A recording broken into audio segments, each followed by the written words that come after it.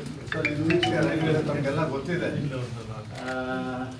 10 ವರ್ಷದಿಂದ ಕನ್ನಡದಲ್ಲಿ ಬೇಕು ಅಂತ ಮಮತಾ ಬ್ಯಾನರ್ಜಿ ಮಿನಿಸ್ಟರ್ ಆಗಿದ್ದಾರೆ. 18 ರಾಜ್ಯಗಳಲ್ಲಿ ಕನ್ನಡದಲ್ಲಿ ಯಾವ ಪ್ರಾದೇಶಿಕ ಭಾಷೆಯಲ್ಲಿ ಬರೆಯೋಕ್ಕೆ ಅವಕಾಶ ಮಾಡ್ತೀವಿ. ಏನೋ ಕಣ್ತಪ್ಪಿಂದ ಈ ಸರಿ ಹಿಂಗಾಗಿದೆ ಅಂತ ಅಧಿಕಾರಿ ಹೇಳಿದ್ದಾರೆ. ಸ್ವಲ್ಪ ಅಂತ ಅಧಿಕಾರಿ ನಾವು ಒಂದು ಎಲ್ಲ ಭಾಷೆಲಾಗಿತ್ತು. ನಾನು ಬಂದರೆ ಕನ್ನಡದಲ್ಲಿ ಮಾಡೋದಕ್ಕೆ ಆದೇಶ ಮಾಡಿ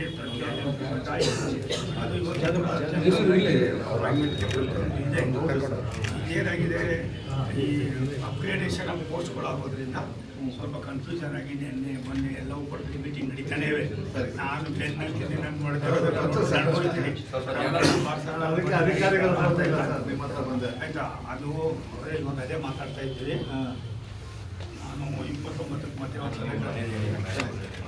ಒಂದು ಯಾವ್ದಾದ್ರು ಒಂದು ರಾಜ್ಯಕ್ಕೆ ಇನ್ಕ್ಲೂಡಿಂಗ್ ತಮಿಳ್ನಾಡಿಗೂ ವಿತ್ಡ್ರಾ ಮಾಡಿದ್ದಾರೆ. ಇದನ್ನ ಬಾಕಿದೆಲ್ಲ ಡೈರೆಕ್ಟ್ ಅಪಾಯಿಂಟ್ಮೆಂಟ್ ಇರುವಾಗ ಕನ್ನಡಕ್ಕೂ ಇರಲಿಲ್ಲ, ಕನ್ನಡ ಸೇರಿಸಿದ್ದೀವಿ. ಇದಕ್ಕೋಸ್ಕರ ಏನು ಮಾಡಿದೆ, ನಾನು ಮಕ್ಕಿ ಕಬ್ಬಕ್ಕೆ ಹೊಡೆದ್ಬಿಟ್ಟಾದ್ಮೇಲೆ ಇವಾಗ ಏನಾಗಿದೆ, ಹುಬ್ಬಳ್ಳಿ ಮತ್ತು ಮೈಸೂರು ಅದೇ ಇದೆ. ಅದು ಹಂಗೆ ಸ್ಟಾರ್ಟ್ ಸೇಲ್ ಮಾಡಿದ್ದೀವಿ.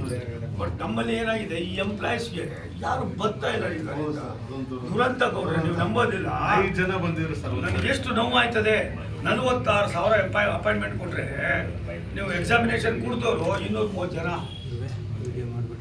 ಕನ್ನಡದಲ್ಲಿ ಬರೆಯೋರು ಇರೋದು ಇಲ್ಲ ಬರ್ದಿದ್ರು. ನಾನು ಏನೇನೋ ಅವೆಲ್ಲ ಬೇಡ, ಇವೆಲ್ಲ ಮಾತಾಡೋದು ಬೇಡ.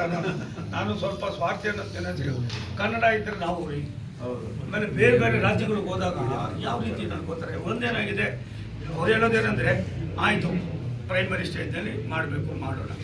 ಅದಾದಮೇಲೆ ಅವ್ರು ಯಾವ ಭಾಷೆಯಲ್ಲಿ ವ್ಯವಹಾರ ಮಾಡಬೇಕು, ಯಾವ ಭಾಷೆಯಲ್ಲಿ ಕೊಡಬೇಕು, ಹಿಂದಿ ಇಂಗ್ಲೀಷು, ನಾವು ಏನೂ ಮಾಡೋಕ್ಕಾಗುತ್ತೆ ದೇಶದಲ್ಲಿ ಇರೋದು. ಅದಾಗದೆ ಹೋದರೆ ಮತ್ತು ಇಷ್ಟೆಲ್ಲ ಆಗಿ ಒಂದೇ ಒಂದು ಅಲಿಗೇಷನ್ ಇಲ್ಲ.